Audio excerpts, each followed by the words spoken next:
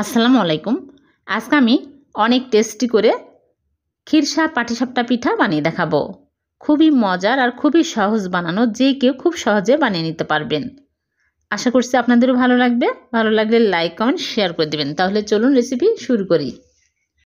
প্রথমে চুলায় প্যান বসিয়ে দিয়েছি, প্যানটা গরম হয়ে গেছে। দিয়ে দিচ্ছি ঘি 1 টেবিল চামচ। ঘি গরম হয়ে আসলে আতপ চালের গুঁড়া দিয়ে দিলাম 1/2 কাপ। আমি এখানে বাজারের কেনা শুকনা চালের গুঁড়া দিয়ে দিলাম। এখন আমি নেড়ে চেড়ে 2-3 মিনিট ভেজে নেব। তারপরে দিয়ে দিচ্ছি সামান্য পরিমাণে লবণ, আর দিয়ে দিচ্ছি খেজুরের গুড় 1/2 কাপ, আর নারকেল কোড়া দিয়ে দিলাম 1/3 কাপ। নারকেল কোড়া আমি ডিপ ফ্রিজে রেখেছিলাম, দলা পেকে আছে। এখন আমি ভালো করে নেড়ে চেড়ে নেব। তারপর লিকুইড দুধ আমি 1/2 লিটার দুধ জাল করে ঘন করে 1.5 কাপ করে নিয়েছি, দিয়ে দিলাম। দিয়ে অনবরত নেড়ে চেড়ে নেব। আর দিয়ে দিচ্ছি গুঁড়া দুধ 2 চামচ। গুঁড়া দুধ দিলে আরও টেস্টি হবে, খেতে ভালো লাগবে। আরও 1/4 কাপ খেজুরের গুড় দিয়ে দিচ্ছি। মিষ্টি একটু কম হয়েছে, মিষ্টি স্বাদ অনুযায়ী আপনারা দিয়ে নেবেন, কমিয়ে বাড়িয়ে। এখন আমি এলাচের গুঁড়া সামান্য পরিমাণে দিয়ে দিচ্ছি, সুন্দর একটা ফ্লেভারের জন্য। এখন নেড়ে চেড়ে আরেকটু ঘন করে নেব। বেশি শক্ত করা যাবে না, ঠান্ডা হওয়ার পরে আরও শক্ত হয়ে যায়। এরকম অবস্থায় এখন চুলা থেকে নামে একটা বাটিতে ঢেলে এক সাইডে রেখে দিচ্ছি। এদিকে আর একটা বোলের মধ্যে নিয়ে নিচ্ছে শুকনা আতপ চালের গুঁড়া 1.5 কাপের মতো,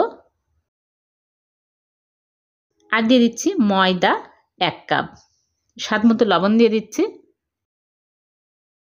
আর দিয়ে দিচ্ছি গুঁড়া দুধ 2 চামচ, আর ঘি দিয়ে দিচ্ছি 1 টেবিল চামচ।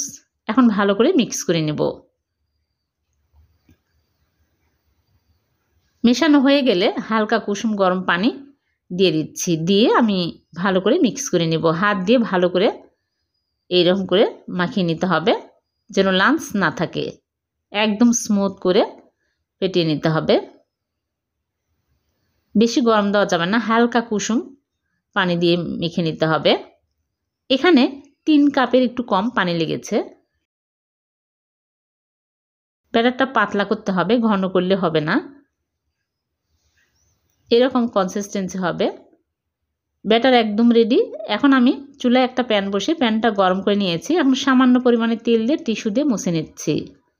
তারপরে আমি 1 চামচ করে ব্যাটার দিয়ে দিচ্ছি, দিয়ে এইরকম করে বড় করে নিচ্ছি। তারপরে উপরে একটু শুকনো হয়ে আসলেই আমি ভিতরে পুর দিয়ে দিচ্ছি।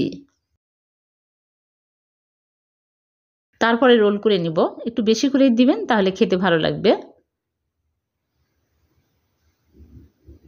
এখন আমি উল্টিয়ে পাল্টে তুলে নিব। হয়ে গেল একটা। এইরকম করে সেম প্রসেসে সবগুলো বানিয়ে নেব।